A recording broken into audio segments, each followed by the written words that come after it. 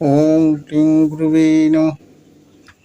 জয় জয় ভক্তি সিদ্ধান্ত সরস্বতী গোস্বামী, জয় জয় ভাগবত ঠাকুর, জয় জগদ্গুরু শ্রী প্রভুপাদ ঠাকুর। ভজ শ্রীকৃষ্ণ চৈতন্য প্রভু নিত্যানন্দ, শ্রী অদ্বৈত গদাধর শিরসাদি গৌর ভক্তবৃন্দ কি জয়। জয় প্রভুপাদ।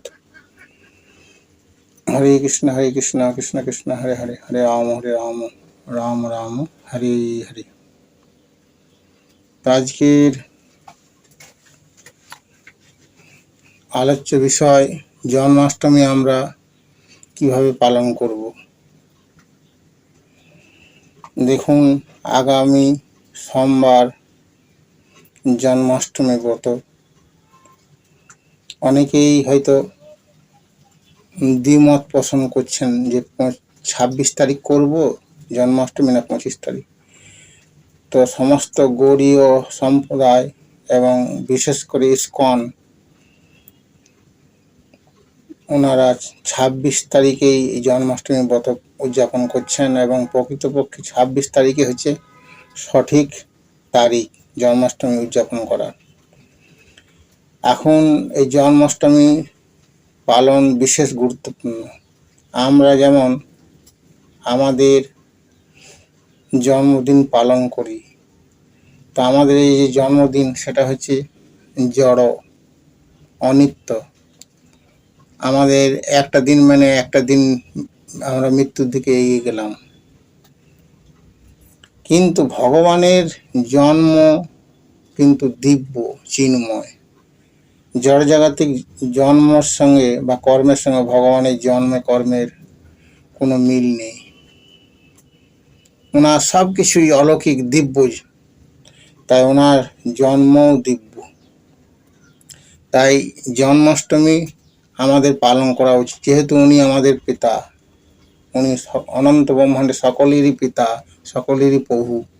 তো ওনার সেবা বা ওনার ব্রত এই জন্মাষ্টমীতে পালন করা, ওনার জন্যে, ওনার প্রীতি সাধনের জন্য কিছু সাধন করার বিশেষ প্রয়োজন রয়েছে। এখন এই জন্মাষ্টমী ব্রত আমরা কিভাবে পালন করব। দেখুন, জন্মাষ্টমী ব্রত পালন করার অনেক কিছু নিয়মকানুন শাস্তি দিয়েছে, কিন্তু জন্মাষ্টমী 3 রকমভাবে পালন করা যায়। 1, জল পান না করে উপবাস। 2, জল পান করে উপবাস, এবং 3, ফলাহার করে উপবাস। এই 3টে ভাবে আপনি একাদশ এই জন্মাষ্টমী পালন করতে পারেন। যদি সম্ভব হয় ম্যাক্সিমাম চেষ্টা করবেন নির্জলা। বেলা যত অতিক্রান্ত হবে আপনার উপবাসে আরো উপযোগী হবে।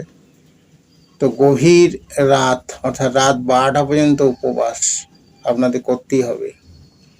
যদি কেউ অসুস্থ থাকে, এই দুটি যে বললাম এই জন্মাষ্টমী উপবাস করার নিয়ম, সেটা যদি না পারে তাহলে একাদশের মতো সে পালন করতে পারে। একাদশী যেমন অনুকল্প করে, তো 2 বার অনুকল্প সে করতে পারে, তাতেও কিন্তু জন্মাষ্টমীর প্রকৃত ফল পাওয়া যায়। এখন এই যে উপবাস, অনেকেই ভাবে যে শুধু নির্জলা উপবাস করে দিলেই ভগবান খুবই খুশি হয়ে যাবে। না, ঠিক আছে, ভগবানের উপবাস জন্মাষ্টমী অবশ্যই পালন করুন, কিন্তু উপবাস শব্দের অর্থ কি? উপবাস মানে হচ্ছে নিকটে বাস। উপ মানে নিকট, আর বাস মানে বাস, অর্থাৎ ভগবানের নিকটে বাস। তো ভগবানের নিকটে বাস করতে গেলে, ভগবানের কাছে যেতে, সামনাসামনি যেতে গেলে কি করতে হবে? আমরা স্মরণের মাধ্যমে তার কাছে যেতে পারি। তো এই দিন বিশেষ করে নাম জপে আপনাকে মগ্ন হয়ে থাকতে হবে। বেশি করে ভগবানের নাম জপ এবং ভগবানের লীলা কথা কীর্তন করবেন বা শ্রবণ করবেন। সর্বোপরি বৈষ্ণবের সেবা এবং ভগবানের নিমিত্তে যে সকল সেবা, সেগুলোর খুবই গুরুত্ব রয়েছে। তবেই ভগবানের কাছাকাছি যাওয়া যাবে। আর সারাদিন রাত 12টা পর্যন্ত একদম কৃষ্ণ ভাবনাময় হয়ে যাবেন, সর্বদাই কৃষ্ণ চিন্তা, কৃষ্ণ ভাবনা। আপনি শরীরের কথা ভুলে যাবেন, খালি ভগবানের কথা চিন্তা করবেন, তাইলেই ভগবানের প্রীতি সাধন করা সম্ভব।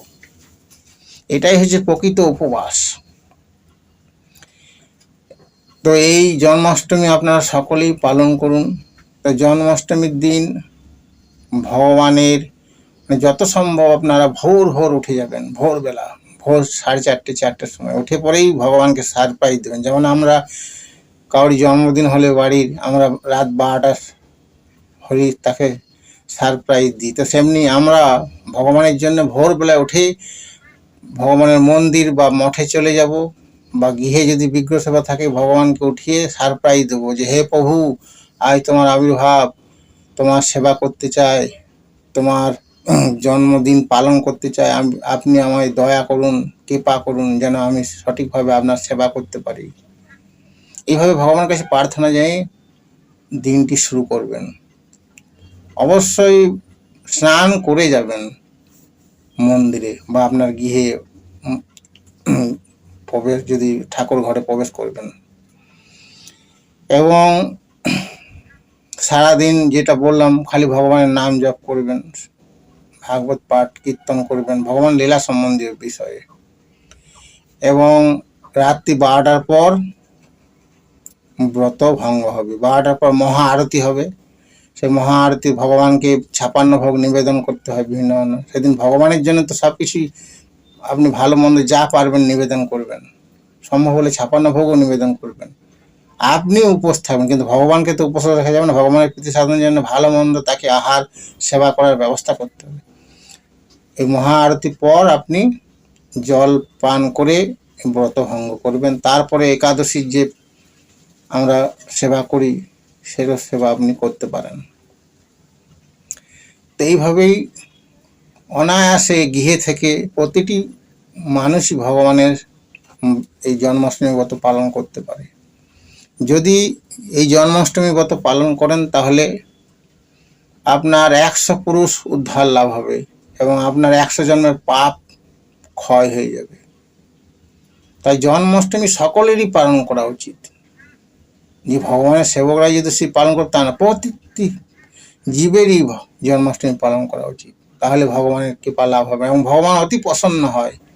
ওনার জন্মদিনকে যদি কেউ পালন করেন তো উনি ঢেলে তাকে আশীর্বাদ করেন। তাই আপনারা সকলেই জন্মাষ্টমী পালন করুন এবং যেভাবে বললাম সেভাবেই করুন, অবশ্যই ভগবানের কৃপা লাভ করবেন। হরে কৃষ্ণ, জয় রাধে, জয় শ্রী রাধে, জয় জয় রাধে।